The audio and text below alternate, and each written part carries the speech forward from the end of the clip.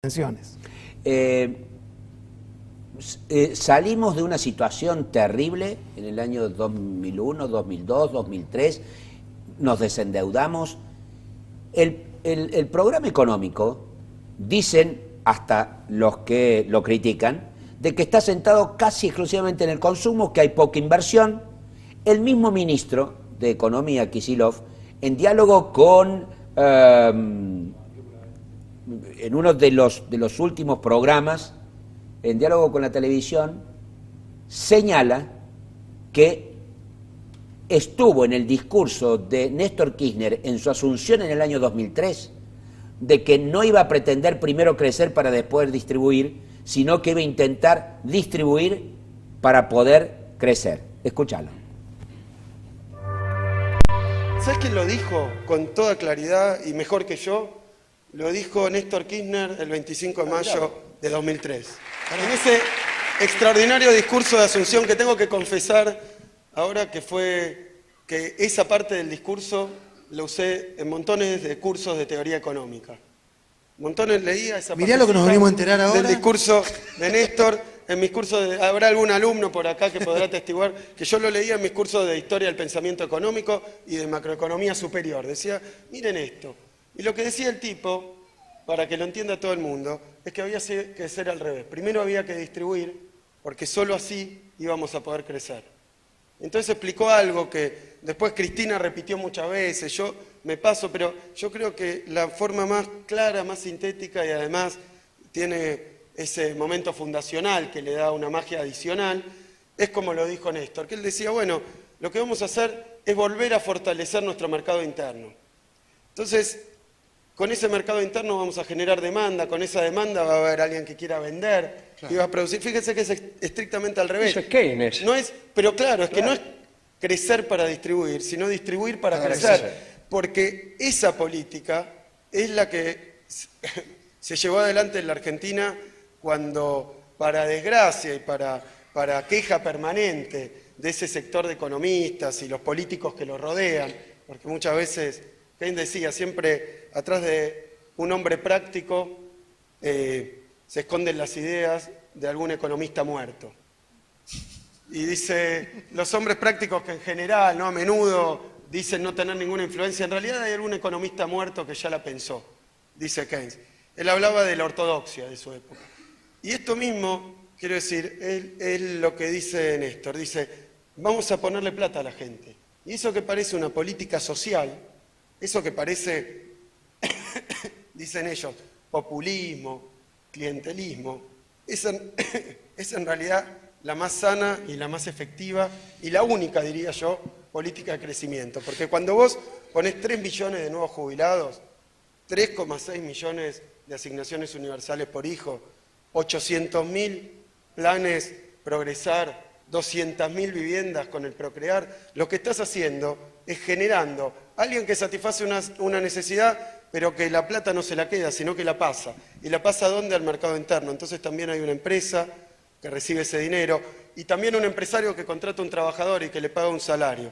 Yo lo decía el otro día, parafraseando a Dolina, eso los economistas lo llamamos multiplicador, pero acá en Argentina lo llamamos peronismo.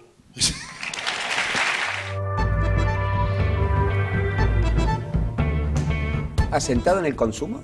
Es muy importante lo que planteaste vos y lo que está planteando ahí el ministro, porque eso en el discurso del presidente Kirchner había los conceptos de las teorías del desarrollo.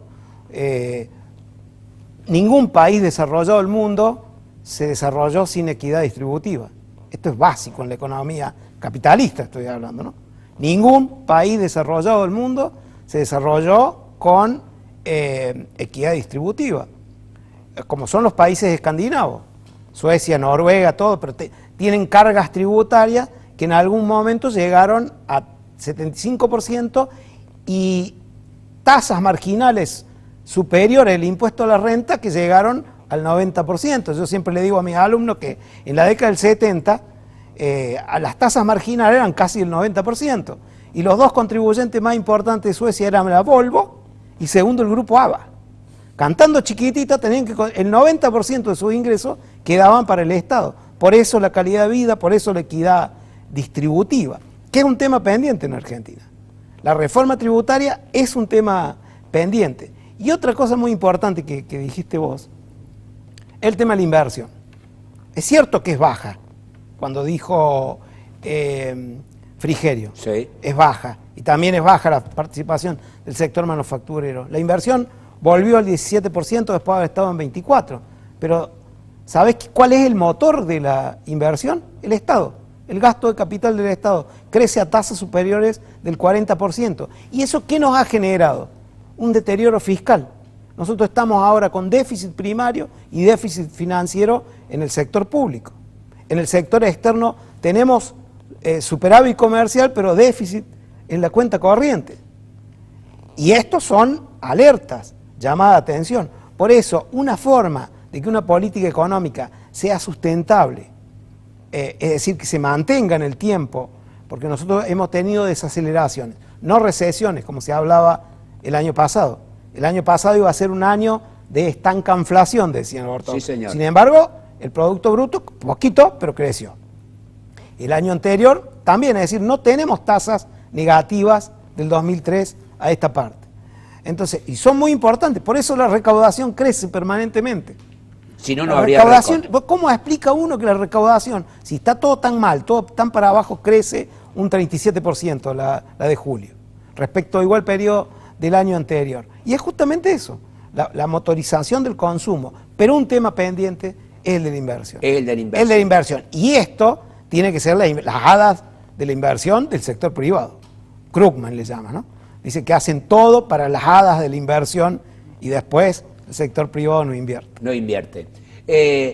Una parte del sector privado, y la última que te hago, de Córdoba, señala, trata de camuflar, pero señala que necesitamos tipo de cambio competitivo. Vos vas a los coloquios que se han realizado en los últimos tiempos y de eso se habla, y por lo tanto uno dice, ¿y si finalmente el que viene devalúa?